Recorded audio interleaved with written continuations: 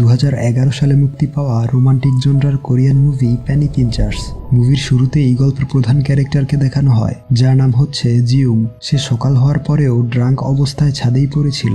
জিউং এর পাশের বিল্ডিংয়েই থাকতো হংসিল নামের এই মেয়েটি। জিউং এর হাতে খালি বটল দেখে মেয়েটি এক জাম্প করে জিউং এর ছাদে চলে আসে। সে জিউং এর কাছ থেকে বটলগুলো নিতে চায়। বটলগুলো দিয়ে সে কি করবে এই বিষয়ে জিউং তাকে জিজ্ঞেস করলে সে বলে যে সেই বটলগুলো নিয়ে বিক্রি করবে। এই শুনে জিউং খুব অবাক হয়ে বলে, এইগুলো বিক্রি করে তুমি কত টাকাই বা পাবে? হংসিল ক্যালকুলেট করে বলে, প্রতিদিন এই পরিমাণ বটল বিক্রি করলে আগামী 1 বছরের বিদ্যুৎ বিল পরিশোধ করতে পারবে। হংসিল হচ্ছে খুবই প্র্যাকটিক্যাল এবং স্মার্ট টাইপের একটি মেয়ে। টাকা আর্ন করার জন্য সে এই ধরনের বিভিন্ন ট্রিক্স ইউজ করে থাকে। এর পরের সিনে দেখানো হয় জিউং বিভিন্ন কোম্পানিতে গিয়ে জবের ইন্টারভিউ দিচ্ছে, কিন্তু তার গ্রেড খুবই কম থাকায় এবং কোনো স্কিল বা এক্সপিরিয়েন্স না থাকায় কোনো কোম্পানি তাকে জব দিচ্ছিল না। তার পরের সিনে জিউং তার মায়ের কাছে ফোন করে মিথ্যা কথা বলে। সে বলে জবের অ্যাপ্লাই করতে অনেক টাকা লাগে। এই শুনে তার মা খুব অবাক হয়ে যায়। জিউং বলে কোম্পানিগুলো এভাবে অনেক টাকা আর্ন করে, এটা তাদের একটা ট্যাকটিক্স। এইসব বলে সে তার মায়ের কাছ থেকে $1000 চেয়ে নেয়। এরপর জিউং তার বন্ধুদের সাথে দেখা করে। তারা সবাই জবলেস ছিল।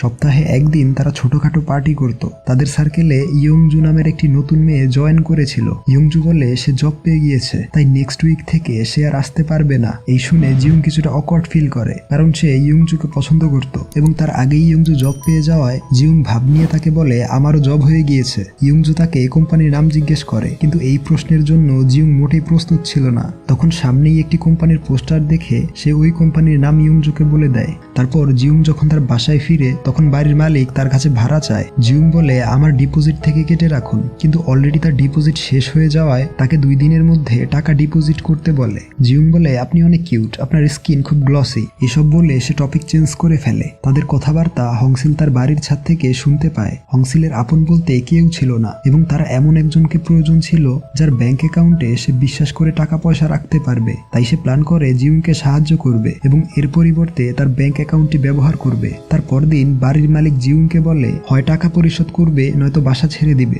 তাই আর কোনো রাস্তা না পেয়ে জিউং লোন নেওয়ার জন্য ব্যাংকে আসে, কিন্তু সে আগে থেকেই একটি লোন নিয়ে রেখেছিল, তাই তাকে আর লোন দেয়া হয় না। জিউং ডিসাইড করে তার একটি কিডনি বিক্রি করে দিবে, কিন্তু কিছুক্ষণ পরেই সে তার সিদ্ধান্ত পরিবর্তন করে ফেলে। তখন ইয়ংজু তাকে ফোন করে ডিনার করার জন্য ইনভাইট করে এবং সেখানে সে ইন্টিমেট হওয়ার চান্স পেলেও তার কাছে প্রোটেকশন কেনার টাকা না থাকায় তার হয়ে ওঠে না। পরের সিনে দেখানো হয় হংসিল এক ব্যাংকারের সাথে কথা বলছে। সে অনেক বছর ধরেই ব্যাংকে টাকা জমিয়ে রাখছিল, আর এই ব্যাংকার হংসিলকে ইনভেস্টমেন্টের আইডিয়া দিত। লোকটি বলে তোমার অ্যাকাউন্ট থেকে $1.5 ডিপোজিট করতে পারবে, আর বাকি টাকা অন্য একটি অ্যাকাউন্টে রাখতে হবে। হংসিলের মা মারা গিয়েছিল এবং তার বাবা সারাদিন জুয়া খেলে বেড়ায়, তাই তার একজন বিশ্বস্ত লোকের প্রয়োজন যার অ্যাকাউন্টে হংসিল তার বাকি টাকা রাখতে পারবে। এই ব্যাপারটা হংসিল আগে থেকেই জানতো, এই জন্যই সে জিউংকে সাহায্য করতে চেয়েছিল। পরদিন হংসিল একটি গাছের নিচে বসেছিল। সে এখানে কেন বসে আছে তা আমরা পরে জানতে পারবো। ওইদিকে বাড়ি ভাড়া দিতে না পারায় জিউংকে তার রুম থেকে বের করে দেয়া হয়। রাতের বেলা সে রুমের বাইরেই বসেছিল। তখন হংসিল এসে তাকে ডিনারের জন্য ইনভাইট করে। জিউং হংসিলকে বলে তার 2 মাসে $5000 লাগবে। হংসিল বলে যদি তুমি আমার কথা অনুযায়ী কাজ করো তাহলে খুব সহজেই কামাতে পারবে। তারপর হংসিল তার বাসার ছাদে জিউংকে থাকতে দেয়। জিউং বলে তুমি আমাকে এত সাহায্য কেন করছো? তুমি কি আমাকে পছন্দ করো? কিন্তু হংসিল তাকে ইগনোর করে চলে যায়। পরদিন সকালে তারা দুজন কাজে লেগে পড়ে। জিউং এর কাছে থাকা সকল জিনিসপত্র হংসিল বিক্রি করে দিতে বলে। সে জিউং এর বাইকটাও বিক্রি করতে চাইলে জিউং বলে এটা তার কাছে খুবই গুরুত্বপূর্ণ, সে বাইকটিকে বিক্রি করবে না। সে ভালোবেসে তার বাইকটির নাম দিয়েছে অডি। হংসিল জিউং এর বাইকটা রেখে বাকি সবকিছু বিক্রি করে দেয়। সেখান থেকে যে টাকা পয়সা পায় তা দিয়ে জিউং এর নামে একটি ব্যাংক অ্যাকাউন্ট করে। তারপর তারা একটি পুরনো শুটিং স্পটে আসে যেখানে কিছুদিন আগে মুভির শুট করা হয়েছিল। তারা সেখানের পরে থাকা জিনিসপত্রগুলো নিয়ে বিক্রি করে দেয়। তারপর রাতের বেলা হংসিল জিউংকে তার পারিশ্রমিক হিসেবে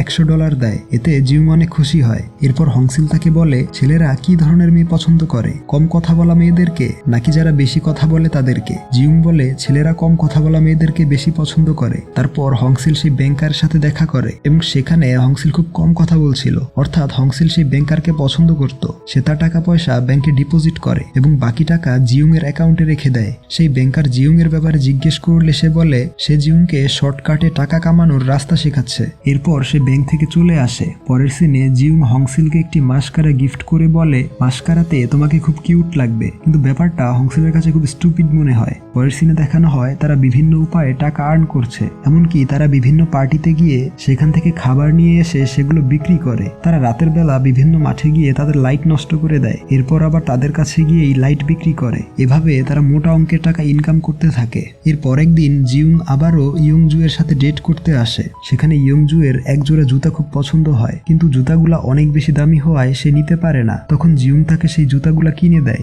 এতে ইয়ংজু প্রচন্ড খুশি হয়ে জিউং এর বাসায় যেতে চায়, কিন্তু জিউং এর তো থাকার মতো কোনো বাড়ি নেই। তাই সে ইয়ংজুকে নিয়ে তার এক ফ্রেন্ডের বাসায় চলে আসে। তার ফ্রেন্ড তখন বাহিরে ছিল। হঠাৎ তার মনে পড়ে তার মা আজকে তার বাসা ভিজিট করতে আসবে, এবং ঠিক তাই হয়। তার মা বাসায় এসে জিউং এবং ইয়ংজুকে দেখতে পায়। তখন ইয়ংজু এর সামনে জিউং এমন রিয়েক্ট করে মনে হয় এটাই তার মা। সেখানে এসে অদ্ভুত অদ্ভুত কথা বলে, যেগুলো ইয়ংজু এর মাথার উপর দিয়ে যাচ্ছিল। তার ফ্রেন্ডের মা যখন চলে যেতে নেয়, তখন ওই ফ্রেন্ডের গার্লফ্রেন্ড চলে আসে। তার মা ওই মেয়েটিকে দেখে প্রচন্ড রেগে গিয়ে উল্টাপাল্টা কথা বলে, অর্থাৎ জিউং এর জন্য তার ফ্রেন্ডের হয়তো ব্রেকআপই হয়ে যাবে। তো এইসব ঘটনার কারণে সেদিনও জিউং এর ডেট আনসাকসেসফুল থেকে যায়। তারপর সে বাড়ি ফিরে আসলে হংসিল তার টাকার ব্যাপারে জিজ্ঞেস করে। জিউং বলে তার ফ্রেন্ডের অপারেশনের জন্য তাকে কিছু টাকা ধার দিতে হয়েছে, কিন্তু হংসিল তার মিথ্যা কথা বুঝতে পারে যে সে টাকা দিয়ে তার গার্লফ্রেন্ডকে জুতা কিনে দিয়েছিল। পরদিন তারা দুজন ব্লাড ডোনেট করতে আসে। সেখানে হংসিল ঘুমিয়ে পড়ে। তাকে এতটাই কিউট লাগছিল যে জিউং তার উপর পুরো ফিদা হয়ে যায়। তারপর সেই ব্যাংকার হংসিলকে একটি কনসার্টে আসার জন্য ইনভাইট করে। হংসিল ভাবে সে হয়তো তাকে ডেট করার জন্য আসতে বলেছে, তাই সে সেজে গুজে সেই কনসার্টে চলে আসে। কিন্তু সেই ব্যাংকার সাথে তার গার্লফ্রেন্ড ছিল। এই দেখে হংসিল প্রচন্ড কষ্ট পায় এবং মন খারাপ করে বাড়ি ফিরে আসে। জিউং বিষয়টা বুঝতে পারে, তাই সে হংসিলকে চিয়ার আপ করার জন্য ঘুরতে বের হয়। সে তাকে একটি টিভির শোরুমের কাছে নিয়ে আসে। সে সাথে করে টিভির একটি রিমোট নিয়ে এসেছিল। তারা দুজন বাহিরে বসেই টিভি দেখে। হংসিল ছোটবেলা থেকেই মুভি দেখে ইমোশনাল হয়ে যেত এবং কান্না করা শুরু করত। তখন সে দেখতে পায় মুভি দেখে জিউংও ইমোশনাল হয়ে পড়েছে। সে চিৎকার করে কান্না করছিল। তার অবস্থা দেখে হংসিল আর না হেসে পারে না। মনে হচ্ছিল তারা দুজন এক পারফেক্ট মুভি ডেটে এসেছে।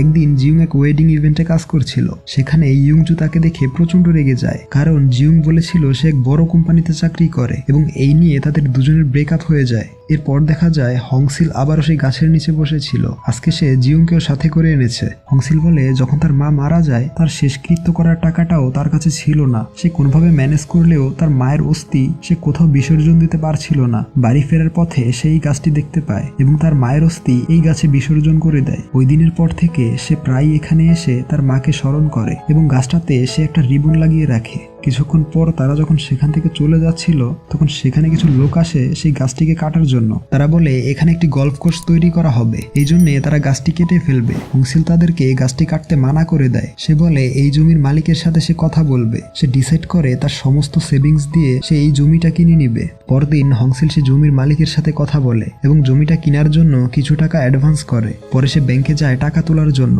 সেই ব্যাংকার বলে কিছুদিন পর টাকাগুলো তুললে বেশ ভালো পার্সেন্টেজের একটা ইন্টারেস্ট পাবে।